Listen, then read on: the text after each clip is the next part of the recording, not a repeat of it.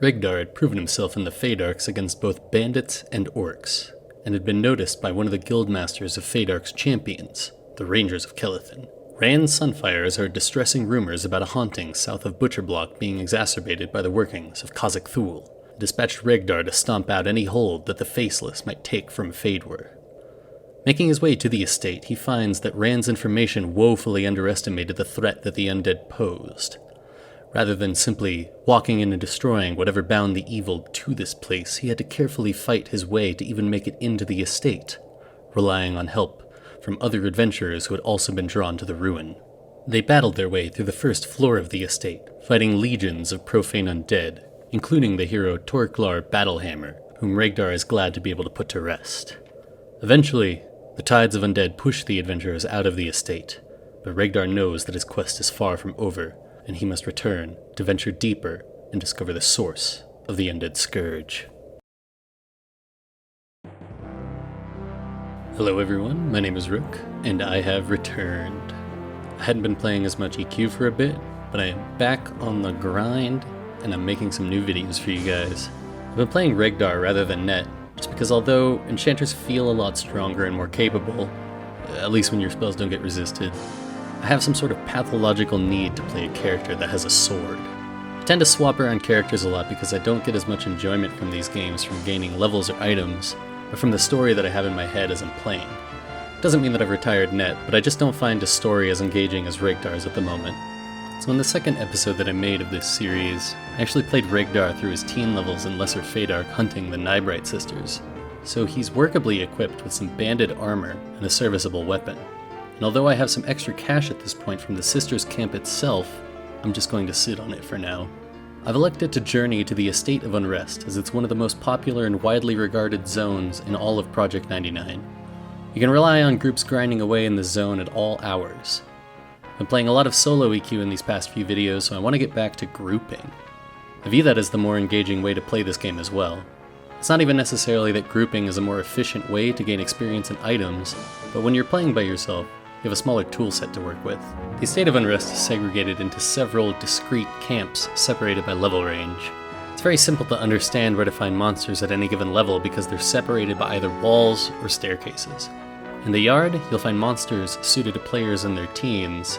People usually gather in one of the corners, along the back wall by the river, or next to the gazebo.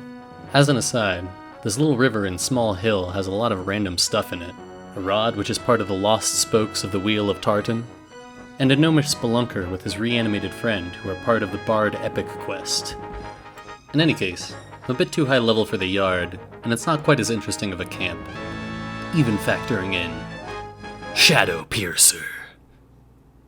Sorry, I read that wrong. Shadow Pincher. The main room, conversely, has a couple of rare spawns who have items that I am after. There's a lesser blade fiend that spawns rarely in the back room that drops a dagger and a sword that are both magical and would be nice for my offhand. Torklar also drops a hammer that would be suitable. Some of the entities in this location have very little lore, leaving it up to you to wonder what they might be doing here. However, Torklar is supposed to have been a notably strong priest or paladin of Brel Cyrillus, who went to the estate with his friend, the undead barkeep, in search of booze. Unfortunately for them, the estate must have claimed their lives, with foul magics binding their bodies and spirits to the will of the Faceless. The main room camp ranged from being a breeze to being very hard to keep clear, depending on the group that I had. There are myriad dangers to be careful of in this camp. Firstly, Torklar hits like a truck for his level and must be pulled with caution, particularly if you haven't split the room and have to pull him with his friends. Speaking of splitting rooms, if you don't have some sort of lull, you have to engage the entire brewer room in a large group. You could do this with a ranger or paladin or something by rooting, but when my party had to rely on me to split packs with root, it could get a bit dicey when the ghouls start to proc their root and lock down party members. Honestly, the first floor in and of itself isn't that dangerous. The biggest elements that might randomly mess you up are just ghoul root and mummies giving you rabies.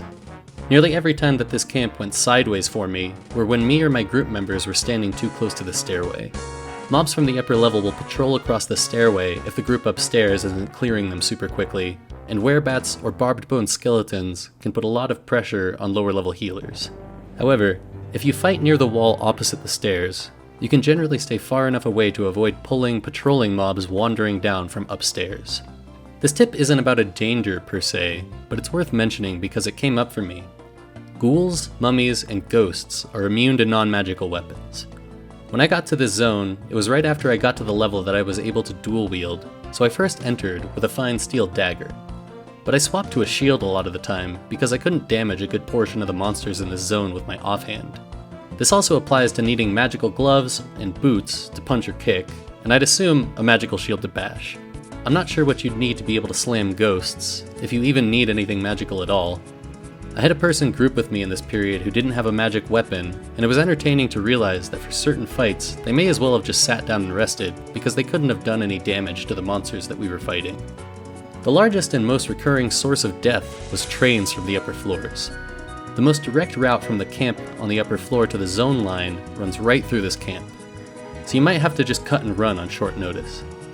Fortunately, I found resurrections to be very available in this zone. You usually just have to leave your corpse sitting around with a single arrow or flask of water on it until a nice cleric comes through offering a 96% resurrection to anybody who died recently. The main room is one of the 2 most popular camps in this zone, and it's frequently taken. A lot of the time, there are enough people in the zone to fill out 2 groups. One time when this happened, we randomly decided to go out and try to camp the aqua goblins outside while we deliberated on venturing to another zone, but we found that the goblins had an insane spawn rate.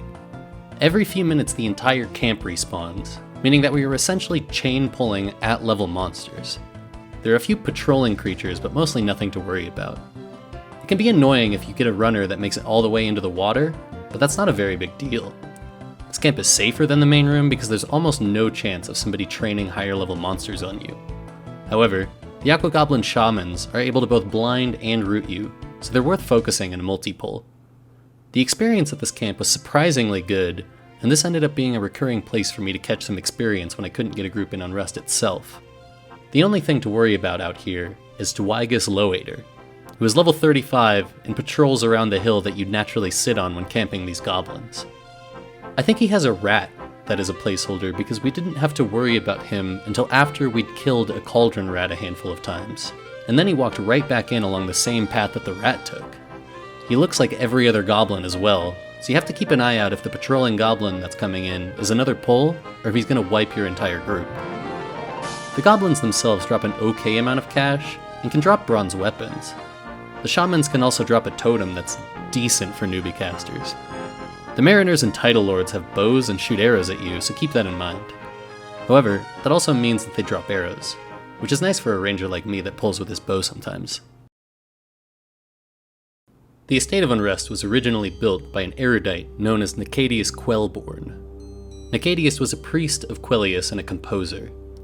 He traveled from Eredin to Fadewar to seek a new life with his wife.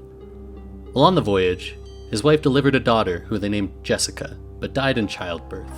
When Nicadius arrived and established his stake in Dagnor's cauldron, he buried her on the grounds and built a gazebo on the spot. Jessica grew into a beautiful woman and met a dwarf from Caladim named Kil Ruxif. They were married and were blissfully happy. However, Kil had a brother named Garanel who hated his brother and coveted his wife. In a fit of envy and rage, helped by strong dwarven alcohol, he crept into the mansion and slaughtered all of its inhabitants. The last to die was Jessica and her father in the temple dedicated to Quellius. This act of cruelty was so tragic that the child god Quellius, the cosmic embodiment of tranquility herself, was enraged to the point of violence. She struck Garanel down for his actions, cursing him to be forever bound to the scene of his evil deeds. Eventually, the rumors of the haunting came to the ears of a powerful erudite priest of Khazak Thul, whose name has been lost to history. The priest entered the estate and confronted the ghost of Garanel Ruxif. The ghost tried to slay the intruder, but the priest was able to subdue him and force him into a profane ritual. The priest spent several days in prayer, then exhumed the decayed corpses of the former inhabitants. He dissected each of their bodies, and then sacrificed himself in a powerful spell. Each piece of his flesh mutated into a full body infused with the spirits of the former inhabitants stolen from Quellius and imbued with the power of the Faceless. Garanel's curse remains intact, but the ritual has strengthened him, and he rules over the eternally tortured, reanimated corpses of the once peaceful denizens of the estate of Unrest.